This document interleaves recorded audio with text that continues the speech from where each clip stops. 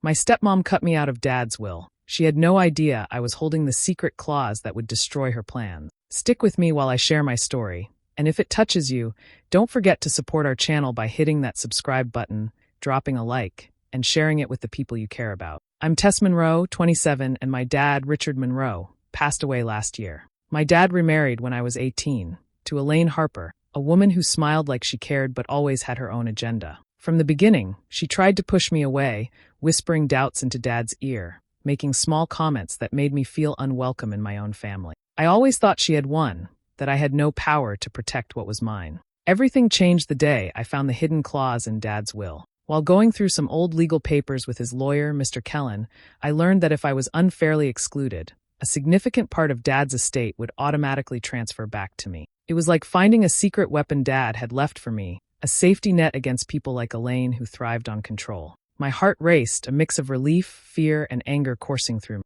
Elaine had been so confident. She threw parties in Dad's honor, bragged about her devotion, and casually mentioned her plans for the inheritance, as if it was already hers. But she had no idea I knew every move she made. I started quietly gathering information, keeping notes about her manipulations, and observing how she treated the rest of the family. Gifts, flattery, fake apologies. Elaine thought she could buy forgiveness or loyalty, but I only smiled and nodded while silently planning my response. I reached out to a few of Dad's old friends, carefully asking questions and dropping hints about Elaine's behavior without revealing my hand. Liam, Dad's attorney assistant, noticed my efforts and offered discreet help. Slowly, I rebuilt my position in the family, not by confronting Elaine yet, but by making sure nothing she did could go unchecked. Every attempt she made to finalize changes in the will, I countered without her knowing. Then came the day of the will reading. Elaine strutted in, expecting triumph. I sat quietly, my heart steady, waiting for the moment of truth. When Mr. Kellen announced the clause, her confident smile vanished.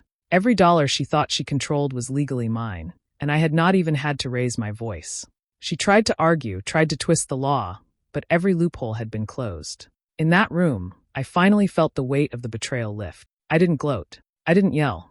I simply stood tall, realizing that surviving her lies and protecting my father's legacy had made me stronger than I ever imagined. Some betrayals leave scars, but some also teach you just how powerful you really are. The first time I realized Elaine wasn't just cold, but actively plotting against me, it hit me during a family dinner. She had this way of smiling at Dad while throwing subtle digs my way. "Oh, Tess, always worrying about money even now," she said, her voice light but her meaning sharp. She called me greedy for asking simple questions about college funds, making me feel guilty for even speaking up. Dad didn't notice, lost in her charm, and I learned quickly that this was a pattern, not a one-time slip. Over the next months, I started noticing little things. Elaine constantly reminded everyone how devoted she was to Dad, as if trying to rewrite the history of our family. At gatherings, she would casually tell stories where she was the hero, the one who sacrificed and cared the most, while my own contributions were quietly erased. She painted herself as indispensable, a flawless partner who deserved every privilege.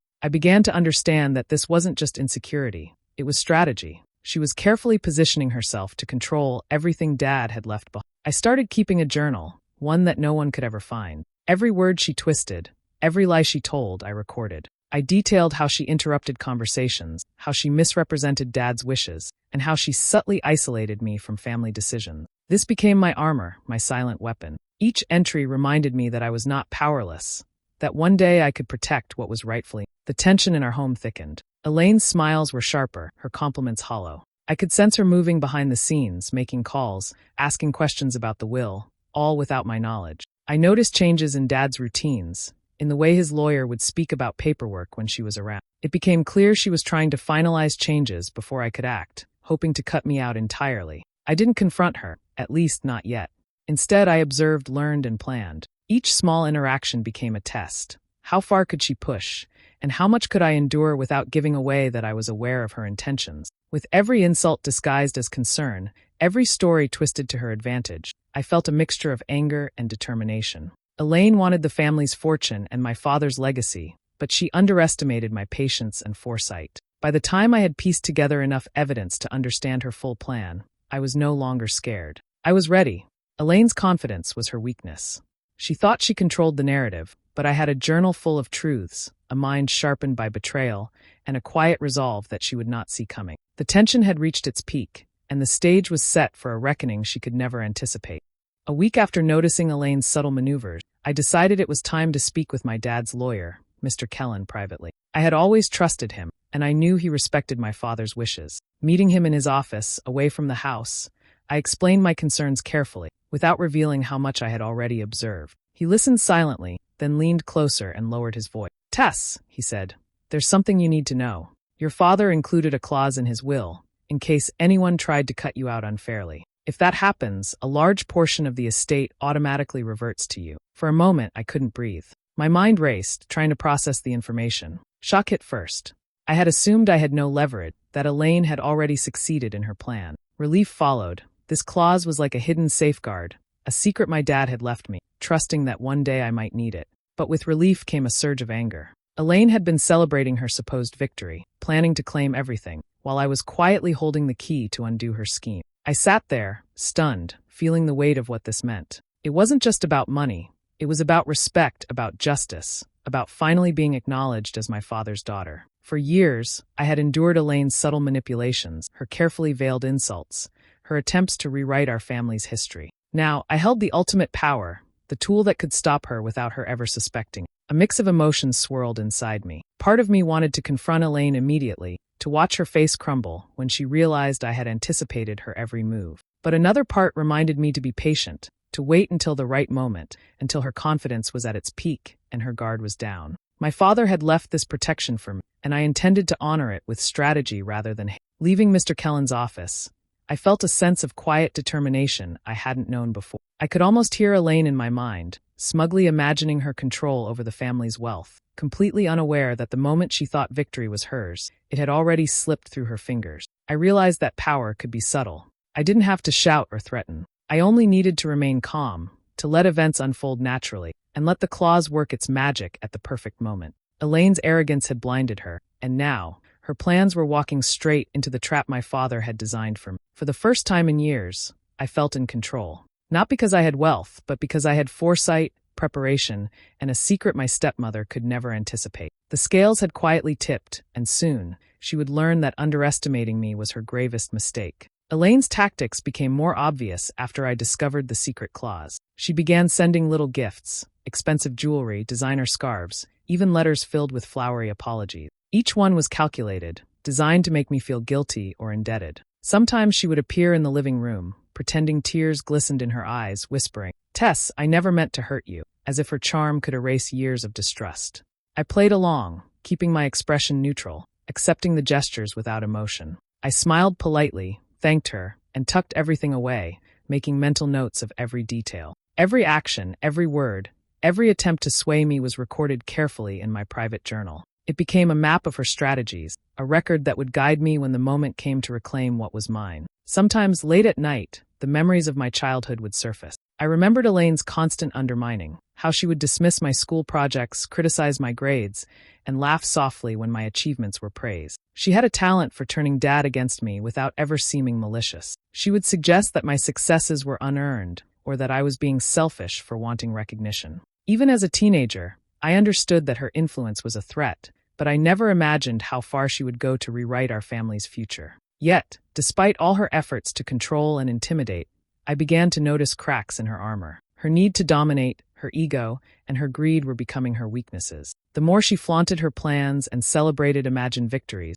the more careless she became. Every fake smile, every staged apology, every performance of affection revealed her desperation to assert control. I started thinking strategically. Instead of reacting to her manipulations, I allowed them to reveal her true nature to me. Her gifts, meant to bribe me emotionally, now served as proof of her desperation. Her tears, intended to elicit sympathy, only reminded me of the years of lies and subtle cruelty she had used to shape Dad's perception. Every move she made gave me insight into her character and her plan. By observing quietly and documenting carefully, I realized that patience was my strongest ally. Elaine's arrogance blinded her to the fact that I had long stopped being an easy target. I could feign innocence, appear compliant, and yet remain fully aware of every strategy she employed. Her greed and ego were predictable. I understood that those traits, which had allowed her to manipulate Dad and others for so long, would ultimately be the tools of her undoing. I had the clarity she lacked. While she orchestrated her performance of control,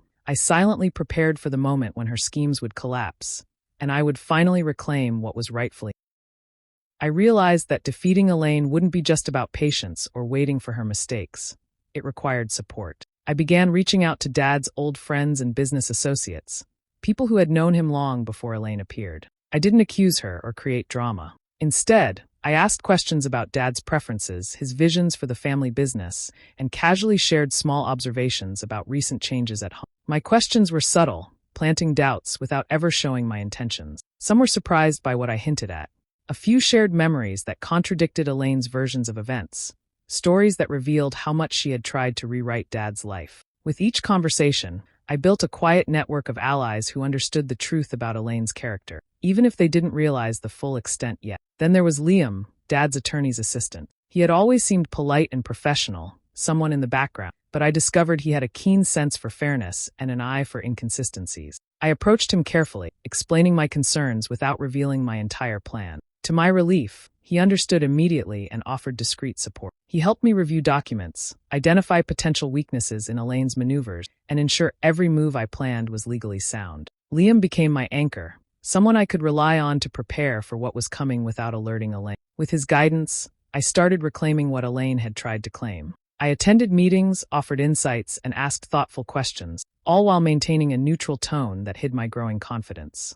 People began noticing my involvement and perspective, slowly acknowledging my rightful place in the decisions that mattered. Elaine remained convinced she was still in control, oblivious to the fact that I had quietly shifted the balance of power. It felt empowering. Each small victory, an ally acknowledging my viewpoint, a business contact questioning Elaine's influence, Liam pointing out an overlooked clause, added momentum to my plan. I no longer felt like the powerless stepdaughter. Instead, I felt like someone steadily taking back what was always mine, someone who had learned to use intelligence, discretion, and strategy to dismantle a carefully constructed facade. Most importantly, I remained invisible to Elaine. She continued her elaborate performances, unaware that her audience had quietly shifted. The confidence she displayed was genuine only in her mind. Behind her back, alliances were forming, strategies were aligning, and her plans were quietly unraveling. By the time I felt ready to make my move, I wasn't alone. I had a small army of informed, supportive allies and the legal foundation to secure everything my father had intended for me.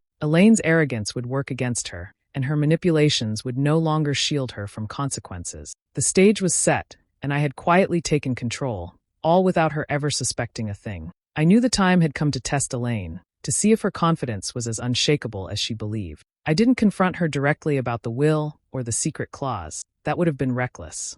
Instead, I began asking carefully chosen questions, casual in tone but sharp enough to catch her off guard. So, Dad's final wishes were really clear about the property allocations, right? I asked one evening over coffee. I just want to understand how everything was handled, especially the trusts and contingencies. Elaine's smile flickered for the briefest moment, a twitch of unease in her otherwise perfect posture. She answered quickly, her voice light, but I noticed the tension beneath. She tried to maintain her usual charm, brushing off my questions with laughs and gestures, pretending everything was simple and under her control. I didn't push further. I let her stumble over a detail or two, subtly observing which topics made her falter. Every hesitation, every quick dismissal, was a window into how nervous she truly was. She believed I accepted her dominance, that I had given up, that the secret clause didn't exist. I let her keep that illusion, using it as a silent advantage while I quietly solidified my position. In that moment, the psychological game began. I could see her calculating, wondering why I was probing but not challenging. Her charm, once a weapon, was now fragile, strained under the weight of questions that hinted at deeper knowledge. I smiled politely, nodded as she spoke, and thanked her for clarifying, all while keeping the clause securely hidden in my mind, an unseen sword waiting for the right strike. I remembered all the times she had subtly undermined me, the little smirks when she thought I didn't notice, the way she rewrote Dad's intentions in conversations with friends and family. That memory fueled a quiet determination. I had endured enough of her manipulation. Now, she was beginning to realize that I wasn't naive, that I could see her patterns, that I could respond without revealing the full extent of my awareness. By the end of that evening, Elaine's composure had weakened slightly, though she would never admit it. I had sparked the first real tension between us in months. The psychological dance had begun, and I held the upper hand without anyone realizing. I had created a space where her confidence could falter while I remained calm, collected, and entirely in control of the narrative. It was exhilarating and terrifying at the same time. I had never felt this level of strategy, this subtle power. Elaine's ego was her own undoing, and I was ready to exploit it at the perfect moment. The first real confrontation didn't need loud accusations or dramatic outbursts. It only needed patience, observation, and the quiet knowledge that the secret clause would ultimately tip the scales in my favor. After our first indirect confrontation, I realized the next phase had to be about control without direct confrontation. I started quietly interfering with Elaine's attempts to manipulate the estate. She tried to redirect funds, convince business partners to side with her, and subtly alter property agreements. Each move she made was met with obstacles she couldn't understand. Documents she thought were finalized were voided. Transfers she tried to execute bounced back, and contracts she assumed were hers remained securely in place. All of it fell within the protections of the secret clause. Elaine's confidence began to crack. Small signs of paranoia emerged. She double-checked emails, repeatedly called contacts to confirm agreements, and glanced nervously at me during casual conversations. She couldn't pinpoint the cause of her failures, which only made her act more desperately. Her composure, once effortless, started to show cracks, her perfectly timed smiles no longer hiding the tension beneath. I watched her carefully, noting every flicker of unease, every subtle change in tone, like a strategist reading an opponent's tells. I began planting subtle hints that I was aware of her schemes without ever revealing the clause itself. A casual comment about a misplaced check here, a question about a suspicious meeting there, were enough to make her second-guess every decision. She started walking on eggshells around me, unsure if I knew more than I let on. It was mesmerizing to see her mind, usually so confident, turn cautious, hesitant, and uncertain. Every time she attempted to regain control, I quietly guided the outcomes back to where they needed to be, without raising alarms. The psychological chess intensified as Elaine tried to manipulate mutual friends and business contacts. I subtly intervened, asking questions that cast doubt on her narratives or reminded people of inconsistencies she had previously created. She could sense the growing resistance around her, the shifting loyalties, yet she couldn't see the hand guiding the moves. She was trapped in a fog of suspicion, anxious and reactive, while I remained invisible yet fully in command. I kept my demeanor calm, polite, and unassuming. No one could accuse me of interference. Everything I did appeared as coincidence, caution, or concern. But inside, I felt a surge of power, the thrill of watching someone so arrogant lose their footing without realizing why. Elaine's arrogance, her belief that she could manipulate everyone effortlessly, was her undoing. Each small victory in this phase of the plan was about patience and timing. By exposing her mistakes indirectly, I created an environment where her paranoia fed itself. She began to doubt her instincts, question her allies, and overcompensate in ways that left her vulnerable. Every subtle disruption, every carefully placed comment, and every withheld truth built a network of tension around her, isolating her from the control she craved. In this silent, invisible battle, I had the upper hand. Elaine could not see the forces working against her, yet everything she tried to claim slipped further from her grasp. The game had begun, and I was fully in command, moving every piece toward the moment when her plans would collapse completely. As Elaine's mistakes continued to unravel, I faced a difficult choice.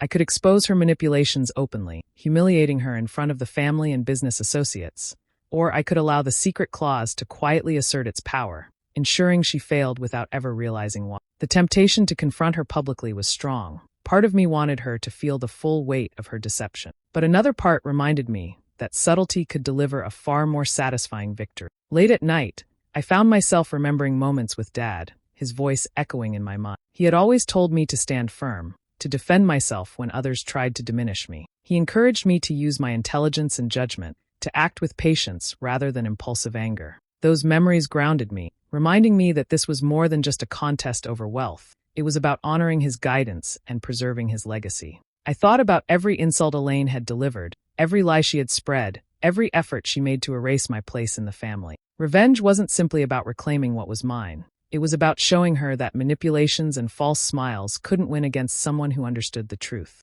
I realized that teaching her a lesson would be more powerful than any public spectacle. She needed to see, in her own private despair, that her arrogance and greed could not override honesty and foresight. I began imagining the outcome, Elaine believing she had succeeded, only to find her plans unraveling without warning. She would scramble, try to adjust, and realize too late that her control had been an illusion all along. That moment of recognition, the realization that she had misjudged me entirely, became the goal. I didn't need to raise my voice or confront her aggressively. I only needed to stay steady, allow the clause to act, and let her unravel naturally. The moral struggle weighed on me, but it clarified my purpose.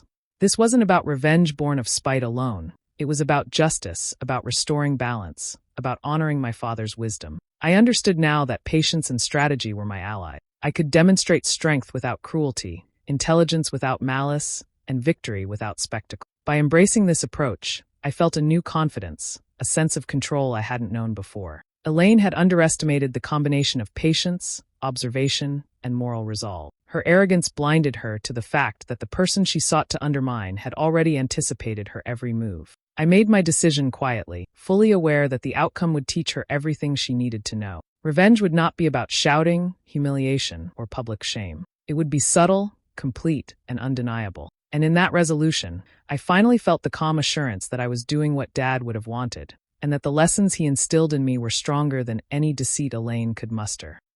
The day of the will reading arrived, and tension filled the room like a heavy fog. Family members gathered quietly, eyes flicking between one another, sensing that something significant was about to unfold. Elaine walked in first, perfectly poised, her smile wide and confident. She carried herself like a queen entering her kingdom, convinced that the estate and every asset Dad had left behind were already hers. I stayed calm, sitting in my chair, exuding neutrality. I had rehearsed the moments leading up to this event countless times, but I reminded myself that the real power lay in patience, not performance. Elaine had been blinded by her own arrogance. She had no idea that the carefully crafted plans she celebrated were about to crumble. The lawyer began reading, his voice steady and formal, listing properties, bank accounts, and family trusts. Elaine nodded, smugly confident, her fingers drumming lightly on the table. She whispered to a nearby relative, commenting on how smoothly everything was proceeding, how she was certain she would walk away with full control. Then he reached the part she had not anticipated, the secret clause. His voice carried the weight of authority as he read it aloud, stating that if Tess was unfairly excluded from the estate, a significant portion would revert to her immediately. Every word landed like a hammer. Elaine froze, her confident smile faltering as the realization struck her. Her face drained of color, her eyes widening in disbelief. She tried to hide it, rearranging her expression into composure, but the subtle twitch of her jaw betrayed her. Every calculated move she had made, every attempt to control, redirect, or rewrite the estate, had been rendered meaningless. She was powerless, and she could not change what had just been declared. I remained composed, my expression neutral, letting the moment breathe. When she finally turned toward me, confusion and desperation flickering in her eyes, I spoke quietly but firmly. "I always knew what you were trying to do," I said. "I watched every step, every plan, every lie. I never doubted what Dad intended, and I made sure his wishes were respected." The room was silent, Elaine shrinking in the tension, unable to respond. I could see the shock settling in, a mix of anger, frustration, and disbelief. The lawyer continued, confirming the transfers and reiterating that all actions taken by Elaine to manipulate the estate were nullified under the clause. She had no recourse. For the first time in years, I felt the weight of all the careful planning, observation, and patience lift. Justice had quietly been served, without theatrics, without loud confrontation. Elaine's arrogance had been her undoing, and my restraint had ensured a victory that was complete and undeniable. The lesson was clear. Underestimating someone who had been wronged, yet patient and watchful, was a mistake she would never forget. After the will was read and the secret clause took effect, a strange calm settled over me. The weight that had pressed on my shoulders for years, the anxiety, the constant worry, the careful monitoring of every step Elaine took, finally lifted. I could breathe without the tension of anticipating her next move. My father's legacy was secure, and Elaine's attempts to manipulate, control, and erase me had been undone completely. Elaine tried to speak, to argue, to find some loophole or technicality that could undo the outcome. Her voice trembled as she presented objections, pointing fingers and insisting on explanations. But every legal barrier I had anticipated held firm. Her challenges fell flat. She could no longer assert power or manipulate the situation, and I remained untouched, firmly in control. Her desperation was raw and palpable, a striking contrast to the calm I carried, built through months of careful strategy and unwavering focus. I didn't celebrate loudly, didn't raise my voice, and I didn't gloat. There was no satisfaction in spectacle. Instead, I allowed myself a quiet reflection. Sitting alone later that evening in the study Dad had loved, I traced my fingers over the papers, the clauses, the legal safeguards that had kept his intentions intact. I thought about every insult, every lie, every effort Elaine had made to diminish me. Each memory carried pain, but it also reminded me how resilient I had been. The experience had shaped me in ways I hadn't fully understood before. I had learned patience, strategic thinking, and the power of careful observation. I had learned that silence could be stronger than confrontation, that restraint could protect what mattered more than aggression. And I had learned that strength didn't always roar. It often worked quietly, invisibly, and effectively. Looking out the window, I remembered my father's voice, the lessons he had imparted without knowing how deeply they would guide me. I realized that the real victory wasn't the money or the estate. It was reclaiming my sense of self, my rightful place in the family, and my understanding that integrity and foresight were tools far more powerful than deceit or manipulation. Elaine remained a shadow in the background, her ambitions undone, her arrogance confronted not by anger but by careful planning. And I finally understood that surviving her schemes, seeing her unravel, and maintaining my composure had given me a profound sense of empowerment. Some betrayals leave scars, but some teach you how powerful you truly are. And in that quiet moment, I felt every lesson, every scar, and every ounce of strength converge. I had endured, I had fought without exposing all my cards, and I had emerged whole, stronger, and wiser than I had ever imagined. Do you think I handled Elaine the right way, or should I have confronted her differently? I'd love to hear your thoughts in the comments. If you want more stories like this, subscribe and hit the notification bell.